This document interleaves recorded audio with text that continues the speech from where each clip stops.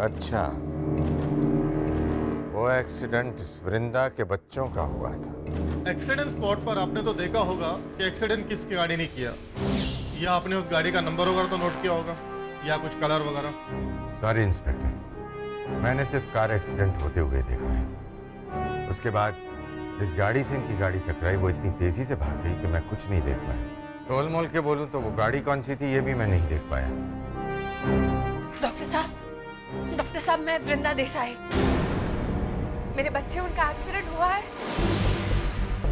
मैं देखना चाहती हूँ उन्हें। अरे मैं पूछ रही हूँ, कहाँ है मेरे बच्चे? लगता है इंस्पेक्टर साहब की यही उसकी माँ है।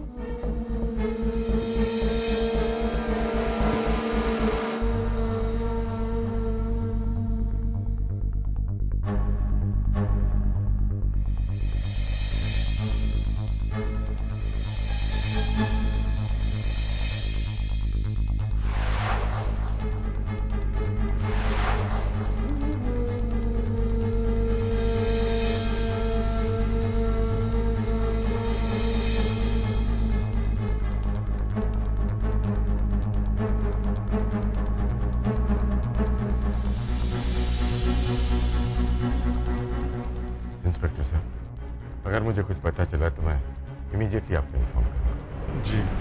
अब याद आ गया सब कुछ।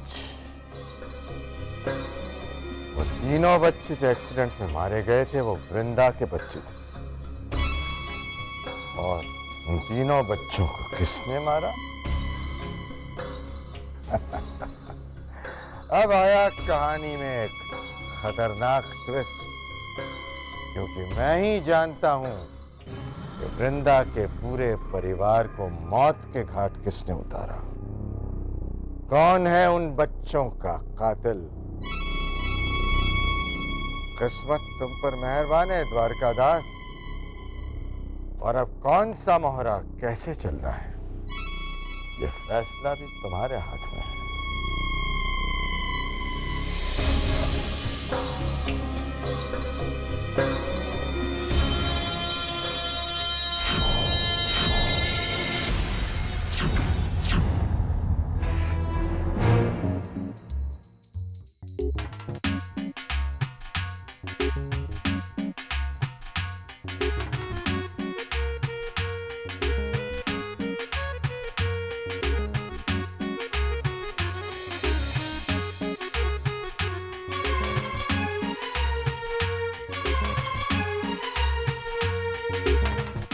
ओहो, क्या है भाभी? आप क्या कह रही, मेरी तो कुछ समझ में नहीं आ रहा। भावना, मैं ये कह रही हूँ कि कोकी के डैडी के लिए गाजर का हलवा बनाना है ना, तो ठीक से छील ना। ये देख देख देख, सब छोड़ दिया है यहाँ पर गंदा गंदा।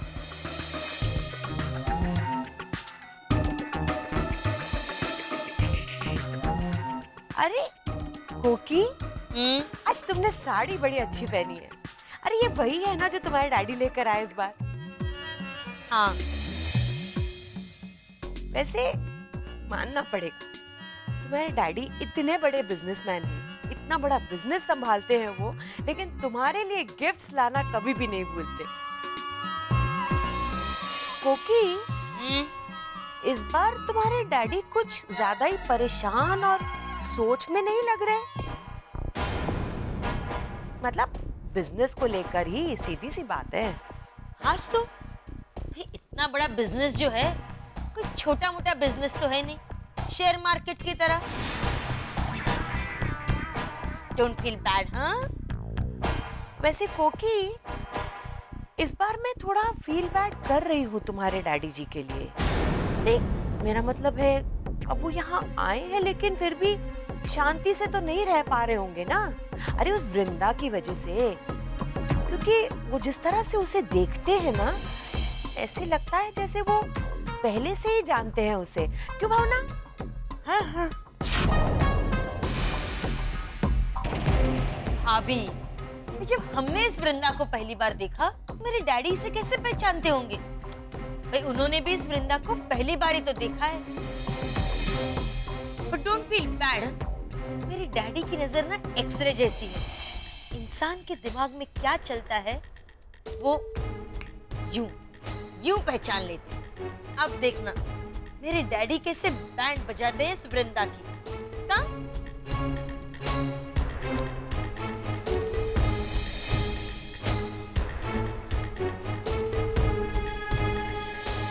ओहो भाभी, हम लोग बिना वजह गलत सोच रहे हैं। अरे अगर ऐसा कुछ होता तो कोकी भाभी को तो पता होता ना। नहीं भावना, ऐसा भी तो हो सकता है कि कोकी के डैडी ने उसे कुछ बताया ही ना हो, वरना कोकी हमसे तो झूठ नहीं बोलती कम से कम। लेकिन फिर भी राज तो कोई ना कोई है, ये बात तो पक्की है भावना।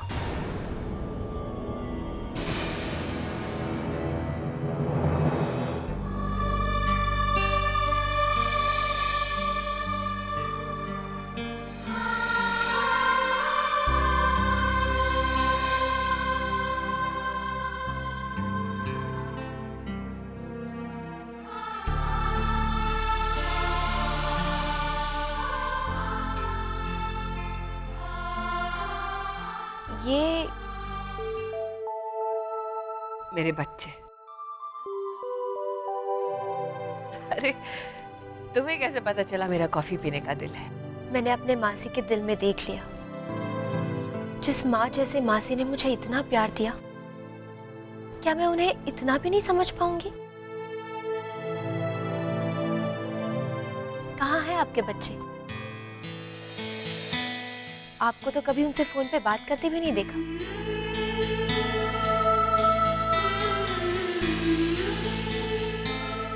मासी जी, मासी जी क्या हुआ? आप रो रही हैं? आई एम सॉरी, मैंने अगर कोई गलत बात की हो तो देखिए, प्लीज रोइए मत। चाहिए तो मैं उनसे बात करती हूँ। आप बताइए आपके बच्चे कहाँ हैं? हाँ, ये जहाँ है वहां से कभी कोई लौट कर नहीं आता मंजी।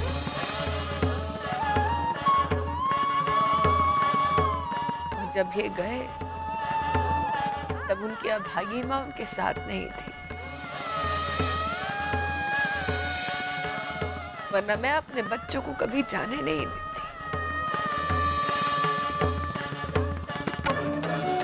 4 साल पहले हाईवे पर एक बहुत बड़ा एक्सीडेंट हुआ था। उसमें मेरे बच्चे, और जब तक मैं उनके पास पहुंची तब तक बहुत देर हो चुकी थी। लेकिन मुझे माँ के जीवन का सबसे बड़ा अभिशाप जीना बाकी था। डॉक्टर ने मुझसे कहा कि मैं मुर्दा घर में रखी मेरे बच्चों की शिनाख्त करूं। देखिए, एक्सीडेंट इतना भयानक था कि चेहरा पहचानना भी मुश्किल है।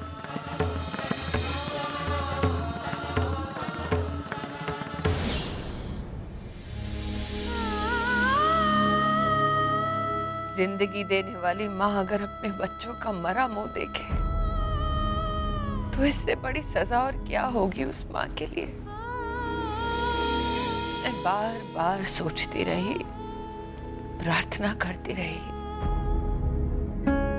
कि नहीं, मेरे बच्चे सलामत रहेंगे, उन्हें कुछ नहीं होगा। लेकिन ये नहीं जानती थी कि एक माँ की प्रार्थना हार जाएगी, एक माँ की दुआ हार जाएगी।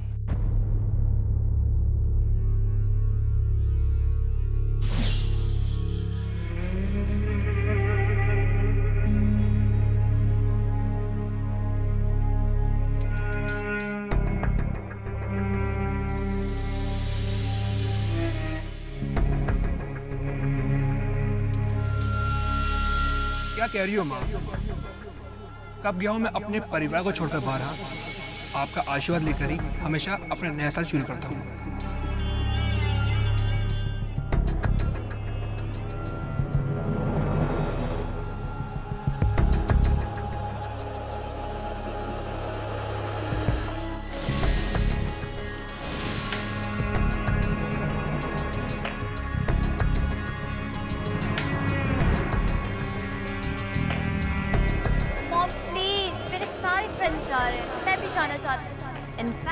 मैंने न्यू ईयर पार्टी वहीं प्लान की है और हम लोग सब चलेंगे।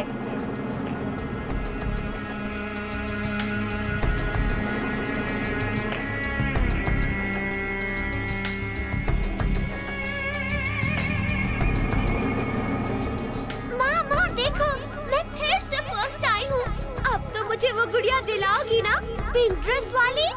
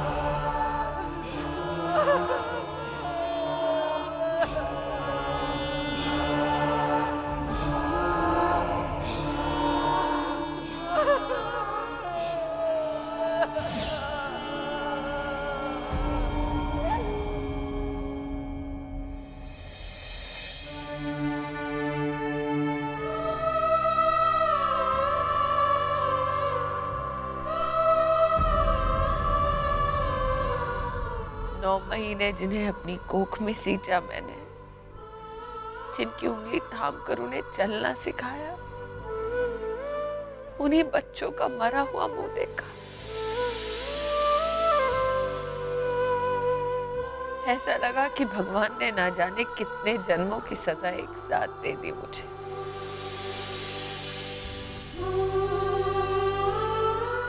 और वो सजा आज भी हर दिन हर पल भोग रही हूं मैं।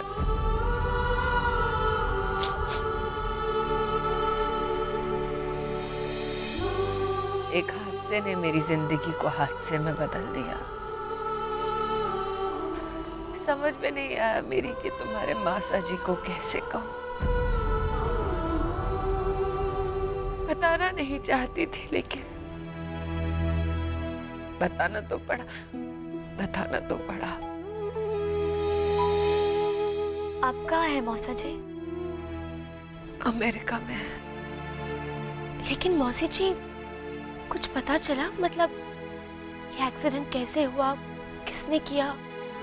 आज भी इंतजार कर रही हूँ, कोई तो बताए मुझे कि वो कौन है जिसने मेरे बच्चों की जान ली। लेकिन आज तक मेरे सवाल का जवाब नहीं मिल पाया। अजीब बात है ना मंजीत, दुनिया भर को न्याय दिलवाती हूँ मैं, और अपने ही बच्चों के साथ इंसाफ नहीं कर पाई।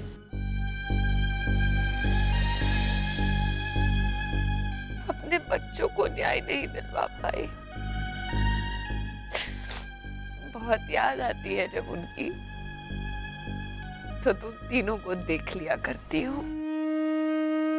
तुम तीनों में अपने बच्चों को जी लेती हूँ मैं।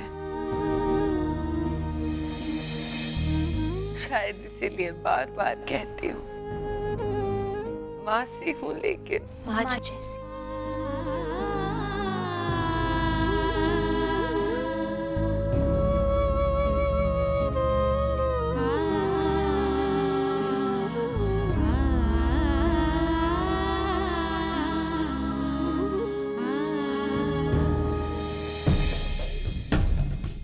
पता चलने दो इस भयानक राज के बारे में सबको।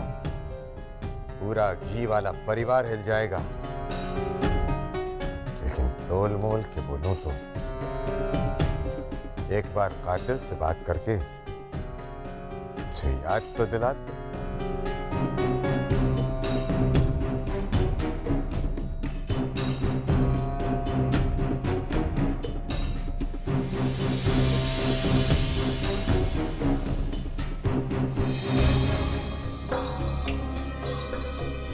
याद है 4 साल पहले तुमसे एक जबरदस्त एक्सीडेंट हुआ था और मैंने तुम्हें वहां से भगाया था, याद है ना?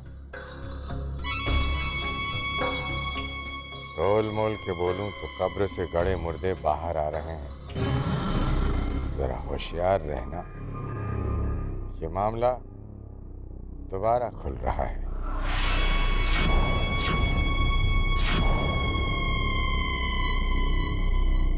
अब आएगा मजा।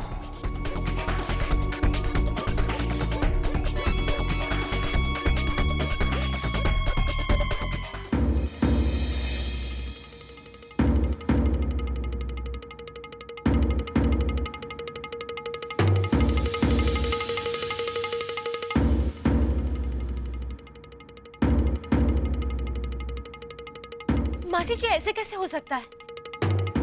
I mean, इसकी इतनी जल्दी कैसे तारीख गिर सकती है? और इतनी जल्दी की कल की ही? जलान बहुत पहुंची हुई चीज है मंजीत। जीतने के लिए किसी भी हद तक जाएगा। देखो ना, कोर्ट में कल की डेट लगवा दी। तैयारी के लिए मेरे पास वक्त ही नहीं बचा। अब हम क्या करेंगे? हमें क्या करना है?